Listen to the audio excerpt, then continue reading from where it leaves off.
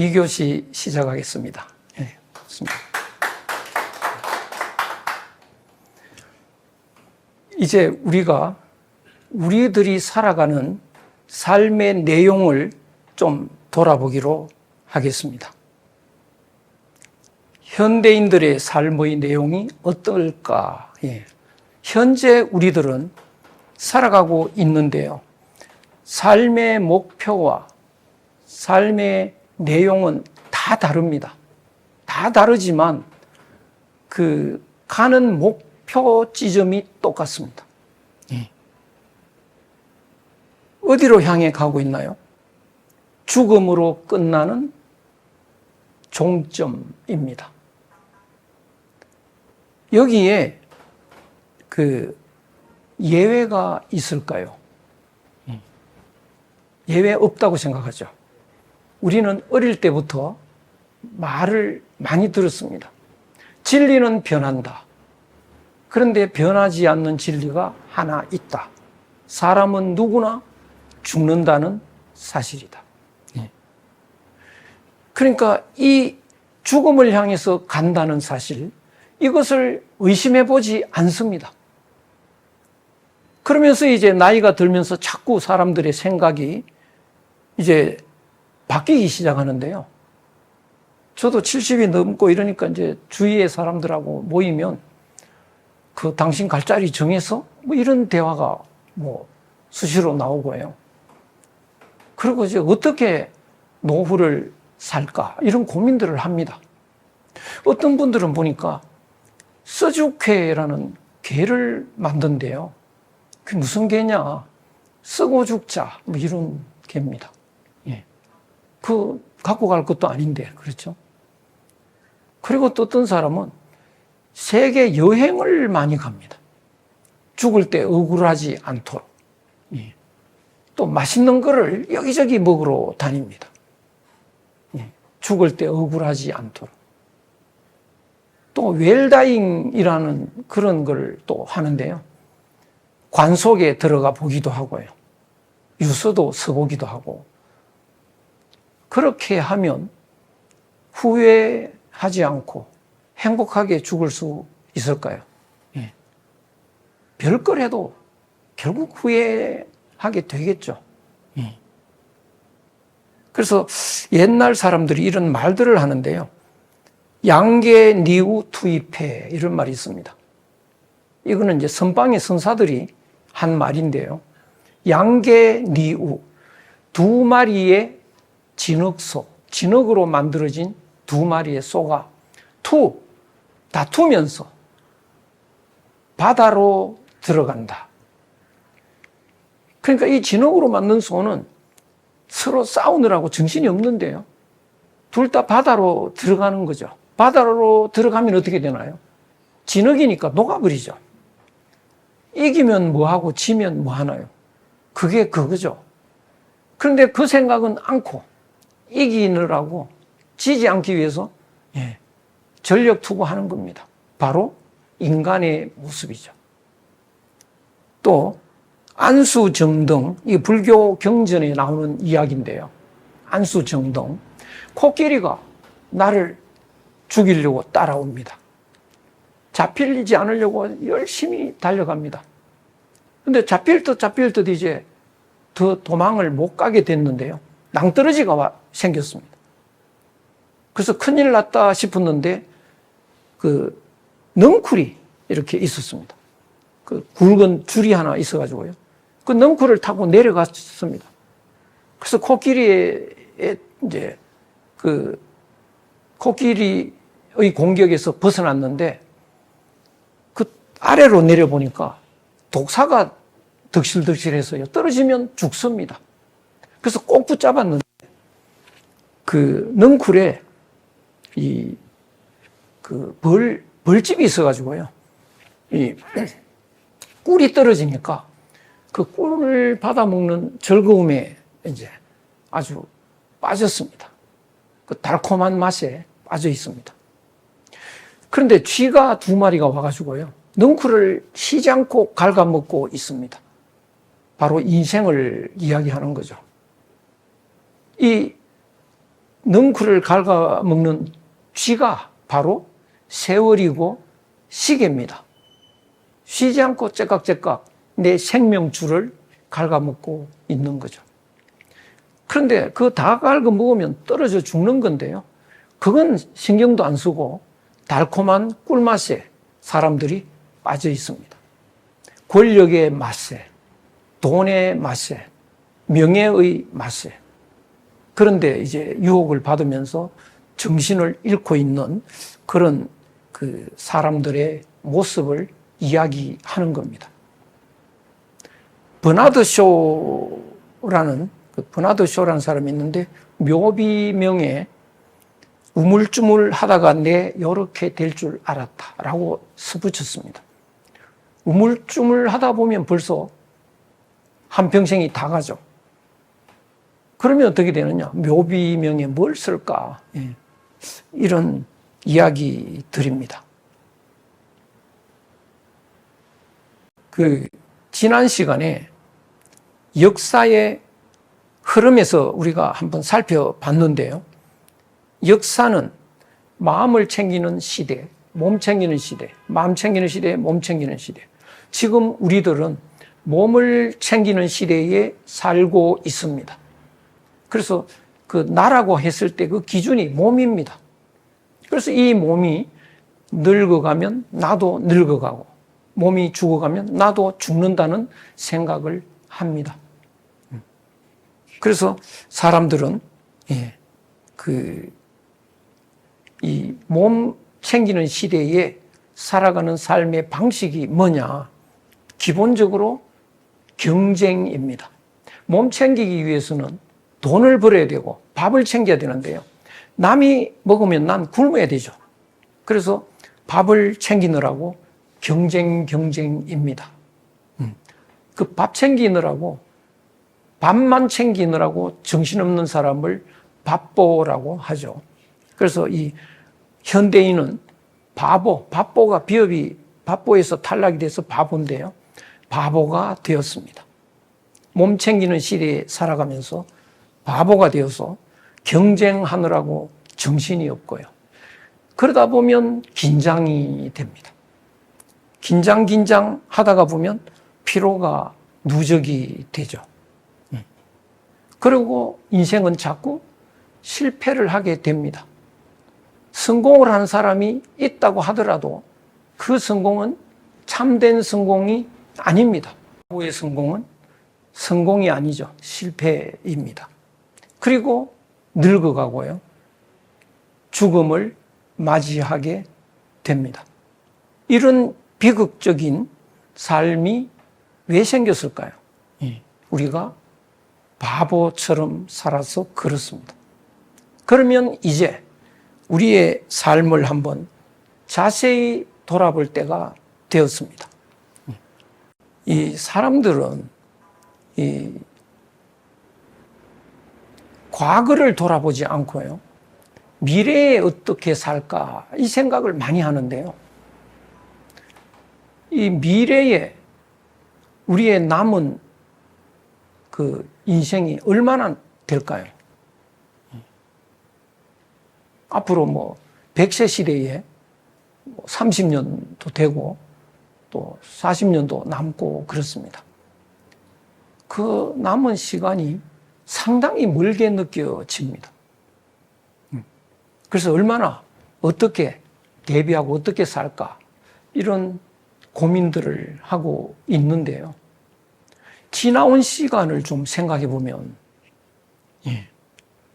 벌써 70년, 40년, 60년 다양하지만 그 지나온 시간이 어느 정도로 길게 느껴집니까?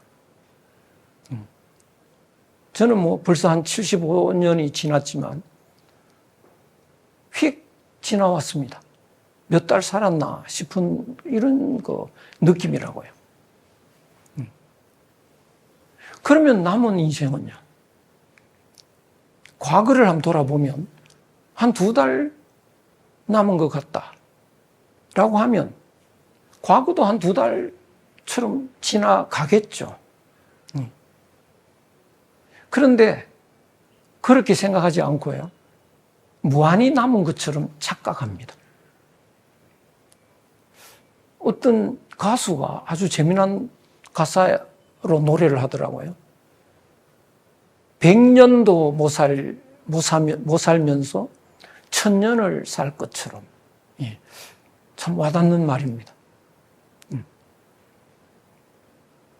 근데 오늘 집에 가다가 자꾸 배가 아파서 병원에 들렸습니다. 그랬더니 의사 선생님이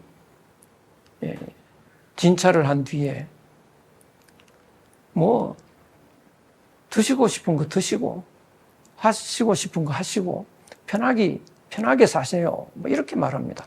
약도 안 주고요. 도대체 무슨 병입니까? 나도 알 권리가 있으니까 바른 대로 말해 주세요. 다구쳤더니 좀 늦었습니다. 한 2달 남았습니다. 그러니까 치료할 필요도 없겠네요. 그러면 어떤 일이 일어날까요? 어제처럼 열심히 내일을 살까요? 다음 주에 무슨 약속에 참여할까요? 안 하겠죠. 회사 다니는 사람은 아마 회사도 둘지도 모르겠습니다. 2달 남았는데 열심히 해봐야 뭘 할까요? 아무 의미가 없죠. 그런 심정이 돼봐야 됩니다. 자기의 남은 일생을 아주 차분하게 한번 들여다봐야 됩니다. 남은 일생이 정말 2달처럼 휙 지나갈 거라고 그런 실감을 하는 사람과 1000년처럼 길게 남았다는 사람의 차이가 있습니다. 정말 2달 남았다라고 실감하는 사람이 대표적으로 공자고요. 석가모니고 예수입니다. 그래서 우리도 진지하게 자기의 삶을 한번 생각해 보면, 인생이라는 게 이렇게 빠른 줄은 몰랐다. 내가 좀 살다가 숨이 가빠질 때가 올 거다. 그때 내 살아온 그 일생을 돌아보면 한 2달 산 것 같을 거다. 라고 하는 예측이 들면 어떨까요? 의사 선생님한테 2달 남았다는 말을 들은 것과 똑같은 심정이 될 수가 있을 겁니다. 그러면 이제 현재 죽음으로 끝나는 종착역으로 열심히 달려가는 그 길로 가지 않을 거라고요. 다니던 회사 안 다닐 테고요. 다니던 학교 그만둘 테고요. 그럼 어디로 갈 거냐? 알 수 없습니다. 바로 방황을 하게 될 겁니다. 이 방황의 그 경험은 매우 중요하다고 생각됩니다. 심각하게 방황을 해보셔야 합니다. 남의 인생이 아니기 때문에 내 인생을 남이 책임져 주지 못합니다. 내가 죽음의 문턱에서 후회 막급임. 그래서 피눈물 흘리면서 죽어갈 때 아무도 도와줄 수가 없습니다. 내 인생은 나 이외에는 아무도 책임지지 못합니다. 그래서 자기 인생에 대해서 철저히 한번 들여다볼 필요가 있습니다. 그래서 하던 일을 못하고 세상사에 관심이 사라집니다. 다음 대통령은 누가 될까? 미국 대통령은 결과가 어떻게 날까? 또 우크라이나 전쟁은 어떻게 될까? 이런 건 아무런 관심이 없어져야 됩니다. 그래서 어떻게 해야 될지 몰라서 우왕좌왕하는 그런 방황, 이걸 저는 굉장히 중요하다는 의미에서 철학적 방황이라고 이름을 붙였는데요. 철학적 방황 굉장히 중요합니다. 어떤 분은 그 술집에 가서 막 술을 마시는 사람도 있을 테고, 산에 가서 소리 지르는 사람도 있을 테고요.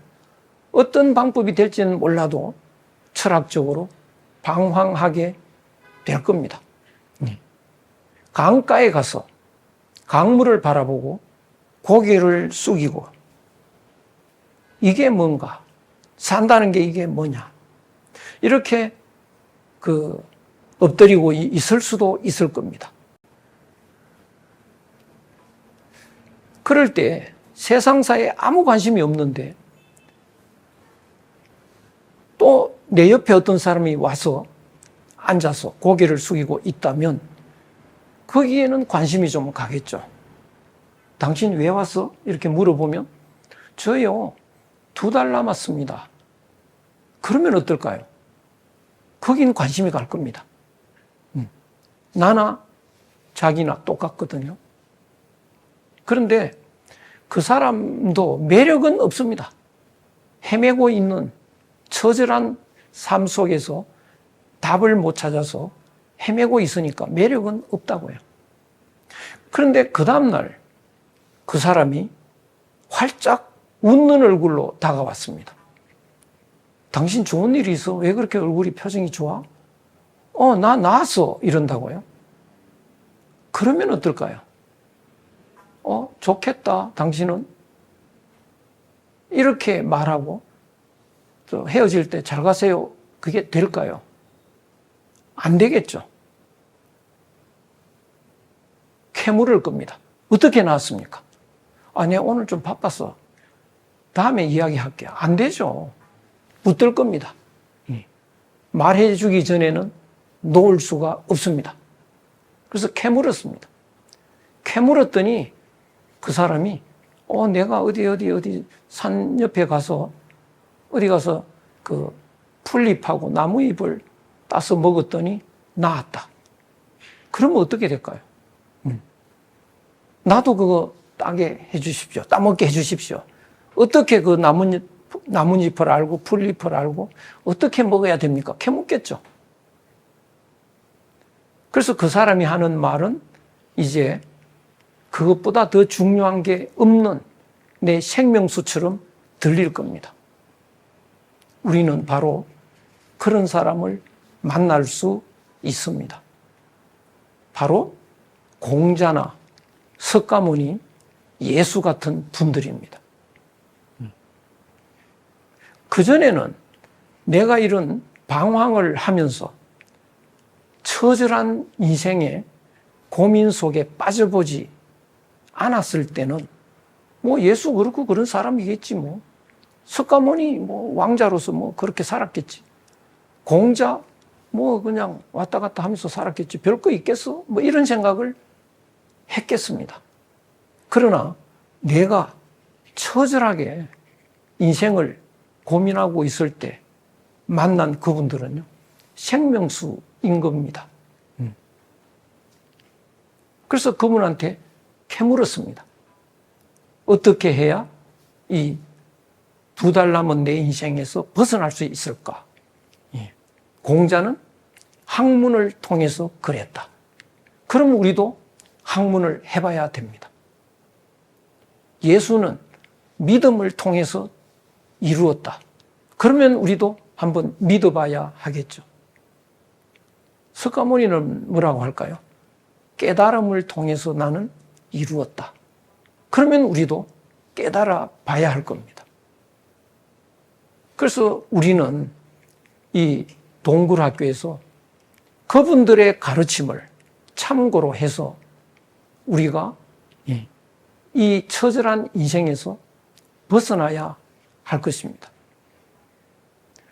그러면 이 세상에서 우리가 어떤 거하고도 바꿀 수 없는 가장 귀한 우리의 우리가 취하고 있는, 우리가 하려고 하는 이 일은 과거의 어떤 일보다도 더 중요할 것입니다. 그래서 우리는 이제 자기 인생을 열심히 한번 들여다보고 자기 인생에 이대로 살 수 없는 그런 내용들을 확실히 이해한 뒤에 이제 우리의 길이 바뀌어야 됩니다. 어떤 길로 가야 되느냐? 지금까지는 우리의 길이라는 것이 죽음으로 끝나는 종착역을 향해서 가는 거다라고만 알고 있었는데 공자의 가르침, 예수의 가르침, 석가모니의 가르침은요, 반대로 가는 겁니다. 반대로 가는 길을 가르칩니다. 과거를 향해서 가는 겁니다. 그것이 가능한 이야기일까요? 몸이 어릴 때처럼 과거로 돌아갈 수는 없습니다. 마음으로 과거에 갖고 있었던 본래의 내 마음을 찾아가는 겁니다. 반야심경이라고 있죠. 반야심경. 그것도 마음으로 찾아가는 경전입니다. 저 진리의 세상으로 가는데 어떻게 가느냐? 바로 마음으로 가는 겁니다. 예수가 자기 제자 니고데모인가요? 그한테 다시 태어나라.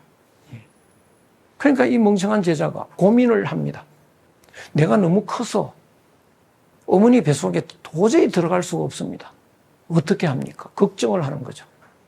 그건 예수의 말귀를 못 알아들은 겁니다. 어머니 뱃속으로 몸이 들어가는 게 아니고 어머니 뱃속에 있었을 때의 마음을 회복하는 겁니다. 그래서 우리가 어떤 길로 가느냐? 왔던 길로 돌아가는 진리를 찾아가는 길은 과거로 돌아가는 겁니다. 그런데 오늘날은 왜 이런 가르침을 학교에서 하지 않는 거냐? 바로 우리들이 배우고 있는 이 학문의 내용은 서양 근세에 나온 철학을 바탕으로 하고 있습니다. 거기에는 서양 근세 철학은 하느님을 부정하고 교회를 부정하고 나왔기 때문에 예수의 가르침을 가르치지 않습니다. 예수뿐만이 아니고 공자, 석가모니의 가르침도 가르치지 않습니다. 왜 무슨 이유 때문이냐? 그들의 가르침은 비과학적이라는 거죠.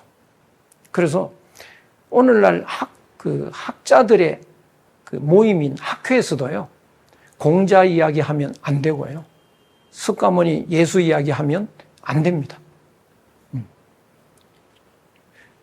그래서 오늘날 사람들은 이 진리로 가는 길을 배우지 못했습니다.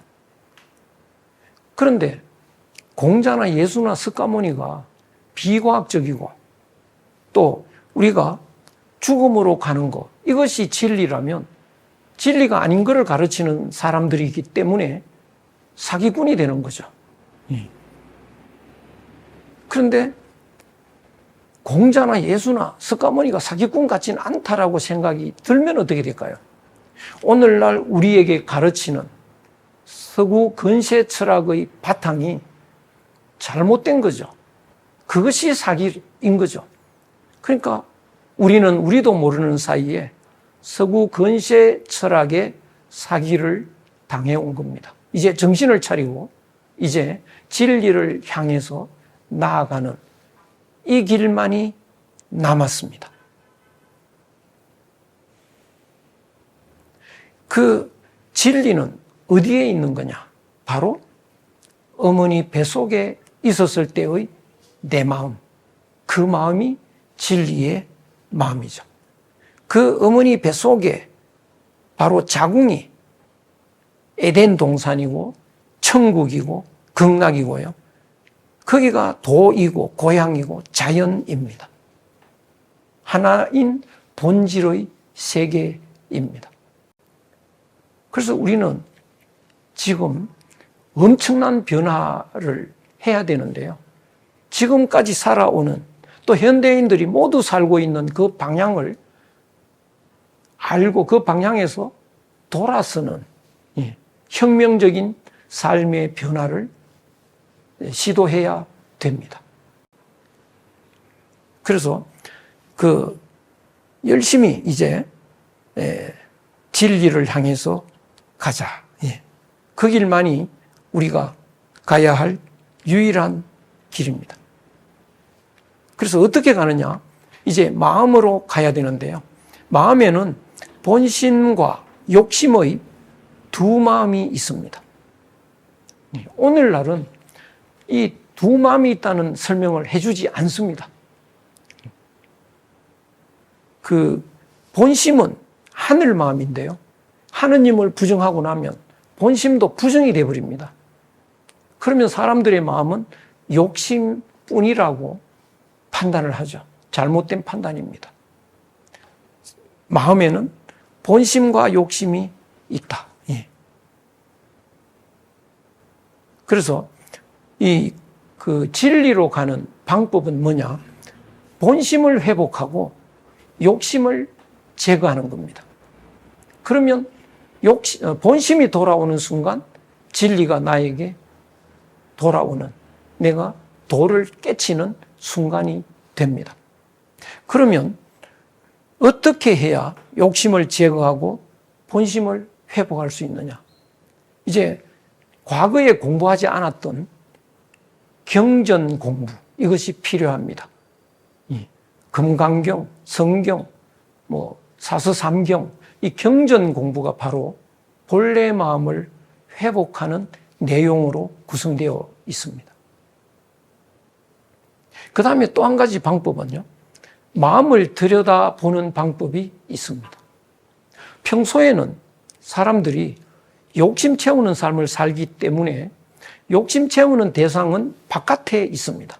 그래서 관심을 늘 밖에다 두고 있었던 거죠. 그런데 이제 내 본래 마음을 회복하기 위해서는 내 마음 속으로 들어가서 본심이 뭔지를 찾아내야 됩니다. 그래서 삶의 내용 또한 바뀌어야 됩니다. 본심은 변하지 않는 마음이고요. 욕심은 변하는 마음입니다. 그래서 그 마음을 늘 들여다보고 변하는 마음인지 변하지 않는 마음인지 욕심인지 본심인지 그것을 확인하고 욕심이면 그거를 이제 하지 말고 눌러버리고 본심이면 따라하는 것. 이것이 진리를 찾는 중요한 방법입니다. 사람은 늘 움직입니다. 몸이 움직이는데요. 그 몸 자체가 움직이지를 않습니다. 몸을 움직이게 하는 마음이 있습니다. 그래서 우리는 움직이기 직전에 마음을 들여다보고 이 마음이 어떤 마음인지 판단을 해볼 필요가 있습니다. 친구끼리 싸우다가요, 때려 죽이는 사람들도 있습니다. 그럴 때 때려 죽이고 싶다 이 마음이 드는 순간 딱 멈추고 이 마음이 어떤 마음이냐, 욕심이냐 본심이냐 확인을 해야 됩니다. 그 확인하는 방법이 변하느냐 안 변하느냐 그걸 찾아야 되는데요. 어떻게 찾을 수 있느냐? 어제도 죽이고 싶었냐? 일주일 전에도 죽이고 싶었냐? 1년 전에도 그랬느냐? 10년 전에도 그랬느냐? 계속 그랬다면 변하지 않는 마음이죠. 그것이 확인되면 그건 죽여버려야 될 겁니다. 근데 그런 마음은, 그런 경우는 없습니다. 없는데요. 안중근 의사라든가 윤봉길 의사라든가 이순신 장군이라든가 아주 특별한 경우에는 있습니다. 그런 경우는 죽인 뒤에도 후회할 일이 없습니다. 그러나 그런 경우가 아니면 다 욕심인 것이 확인이 됩니다. 빨리 참아야 됩니다. 그런 식으로 매사에 마음을 들여다보고 이것이 욕심이냐 본심이냐 확인을 해서 본심이면 따르고 욕심이면 멈추는 이런 삶을 살면 욕심이 줄어듭니다. 욕심이 줄어들다가 어느 순간 본심이 욕심보다 더 크게 돌아오는 순간이 생깁니다. 그 순간이 바로 사람 되는 순간이고요. 진리를 회복하는 순간입니다. 현대인은요, 욕심을 채우는 방향으로 살아오고 있습니다. 처음에는 본심을 가진 천사의 모습으로 태어났는데요. 그 욕심이 조그만한 게 들어옵니다. 들어오다가 이 욕심이 조금 커집니다. 조금 커져도 소선인, 조금 착한 사람이죠. 그러나 욕심이 반점 차지하면 이제 보통 사람이 됩니다. 그러다가 욕심이 더 채워지면 소악인, 조금 악한 사람이 되죠. 욕심이 꽉 차면 극악한 사람이 됩니다. 그래서 사람이 살아가는 과정은 천사에서 악마가 되어가는 과정이다. 이렇게 정리할 수 있는데요. 그 반점, 보통인까지 가는 그 반점을, 그 전 단계는 사람이라고 하고 군자라고 하고 불교에서는 불보살이라고 할 수 있는데요. 그 반점을 넘어가면 이제 짐승이라고 하고 소인이라고 하고 중생이라고 합니다. 그래서 인간의 삶은 그 사람이 짐승되는, 군자가 소인되는, 불보살이 중생으로 바뀌는 과정입니다. 그러면 이제 우리는 이 삶의 과정을 빨리 되돌리는 것. 그래서 우리가 태어났을 때 천사의 모습, 그 모습을 향해서 방향을 빨리 되돌리는 것, 이것이 시급합니다. 그렇게 되면 어떤 일이 일어나느냐? 본심이 돌아오고 나면요, 희한하게 몸속에 마음이 들어 있었는 줄 아는데요, 이 본심은 몸 밖으로 열려 있습니다. 그래서 열린 마음이라는 말을 쓰는데요, 열려서 다른 사람의 마음하고 한 마음으로 연결이 되어 있습니다. 그래서 우리의 본래 마음은 모든 사람과 하나로 연결된 한 마음입니다.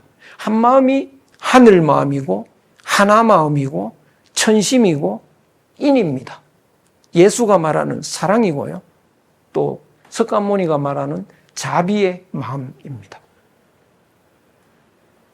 그래서 우리가 이 동굴학교에서의 목표로 삼는 것은 바로 원래의 그 한마음, 본심을 회복해서 한마음이 되는 그런 목표를 우리는 세우고 반드시 거기에 도달하는 21일간의 그 과정 중에 그 목표를 달성해야 합니다. 그러면 결과가 어떻게 되느냐? 한마음이 되면 어떻게 되느냐? 이제 사람의 삶의 내용이 바뀌어버립니다.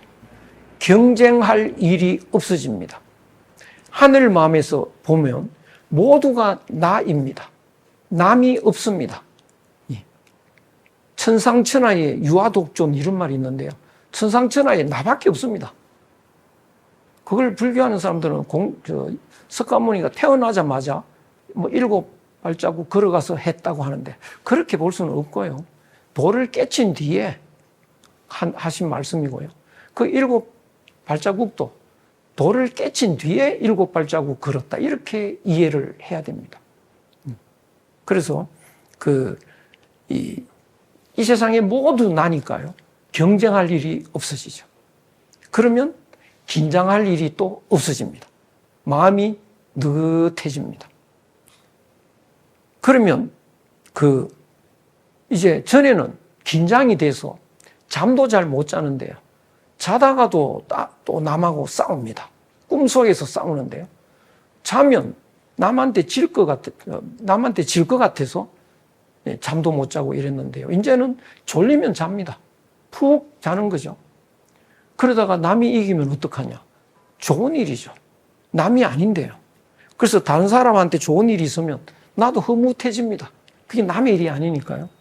그래서 잘 것 다 자고 느긋하게 양보하면서 이렇게 사는데요, 그러면 이 경쟁 사회에서 살아남을 수가 있을까? 오히려 더 성공을 합니다. 어째서 성공을 하게 될까? 인상이 바뀝니다. 인간관계가 달라집니다. 그 욕심으로 남을 이겨야겠다는 그런 마음으로 다른 사람을 만나면 그 욕심이 얼굴에 나타납니다. 얼굴은 마음의 꼴이다. 그래서 얼꼴이라고 하는데요. 그 마음이 나타나죠. 얼굴에요. 그러면 그 얼굴을 보면 욕심 가득한 사람의 얼굴을 보면 내 거를 빼앗아갈 사람이잖아요. 멀어지기 시작합니다. 요새 그 젊은 사람들이 사랑한다는 말을 자주 하는데요. 욕심이 가득한 얼굴로 상대를 만나서 사랑합니다 그러면 거의 다 도망을 갑니다. 사랑한다는데 왜 도망을 갈까요? 욕심이 가득한 사람은 욕심 채우고 싶다는 말을 사랑이라는 말로 위장을 하는 겁니다. 포장을 하는 거죠. 그러니까 그 말을 들었다가는 자기 인생을 망칠 것 같죠. 도망을 한다고요. 그런데 얼굴이 바뀌면 달라집니다. 이제 욕심이 없어지면 얼굴에 하늘 마음이 나타납니다. 그 하늘 마음은 우리 주위에서 찾아내면요, 바로 우리 엄마 마음입니다. 어머니는 욕심을 갖고 있다가도요, 자기 아들, 딸을 보는 순간 하늘 마음으로 바뀝니다. 그래서 그 대부분의 사람은 어머니를 좋아하죠. 그 이유가 하늘 마음을 느끼기 때문인데요. 우리가 하늘 마음을 회복하면 만나는 사람에게 어머니의 얼굴로 대하게 되죠. 그러니까 만나는 사람들이 다 자기를 좋아하게 됩니다. 그 사람은 실패할 수가 없습니다. 그리고 하는 일이 달라집니다. 그 사람이 일을 하면요, 일이 잘 됩니다. 그 사람이 음식점을 차리면 그 손님이 들어오죠. 들어오다가 보면 엄마 같은 사람이 앉아 있잖아요. 줄 서서 들어옵니다. 밥을 먹어보면 엄마 밥 같죠. 그 집은 망할 수가 없습니다. 근데 돈 벌기 위해서 음식점 차리면 이 저렴한 재료를 가지고 요리를 해서 비싸게 팔죠. 먹어보면 맛도 없고요. 또 인상 보면 인상도 별로 안 좋고요. 뭘 김치 좀 더 달라 소리 하기도 좀 그렇고요. 그러면 이제 그 집에 안 가게 되죠.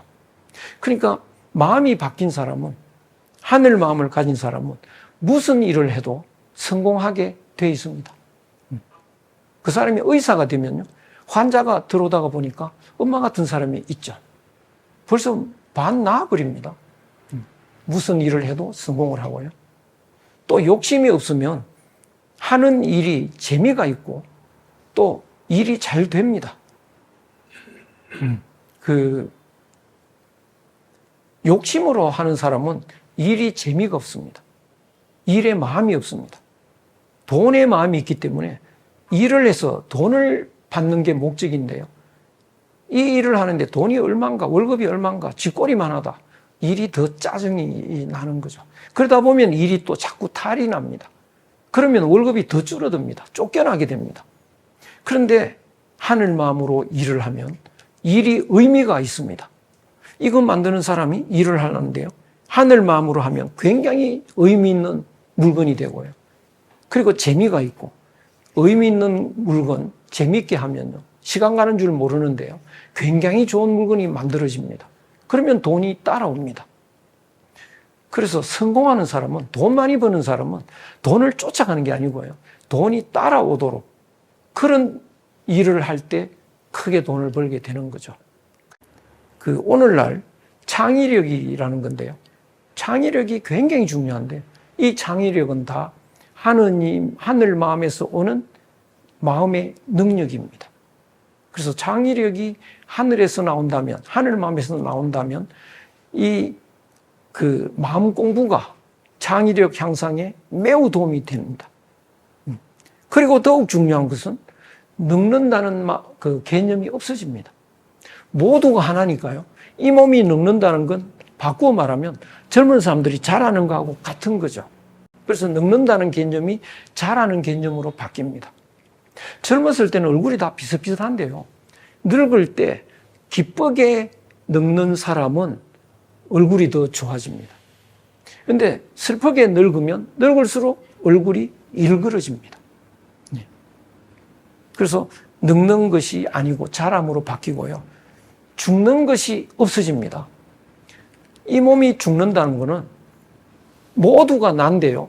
모두가 산다는 걸 의미합니다. 이 세상 사람이 아무도 안 죽고 있으면 다 못 삽니다. 그래서 모두가 살기 위해서는 늙은 사람이 죽는 거라고요.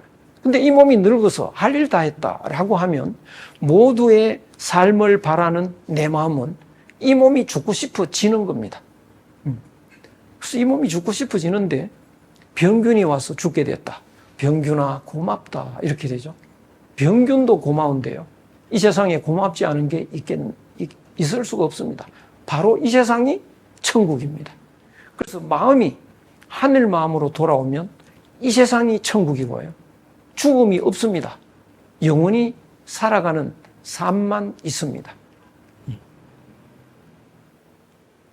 그래서 그 본 마음을 회복하면 사람이 바뀌고 세상이 바뀌고 이 세상이 천국이 되는 이런 세상이 되는 건데요. 이런 그 마음 바꾸기 이것이 우리가 21일간에 해야 될 주 내용입니다. 여러분 열심히 하십시오. 여기서 마치겠습니다. 고맙습니다.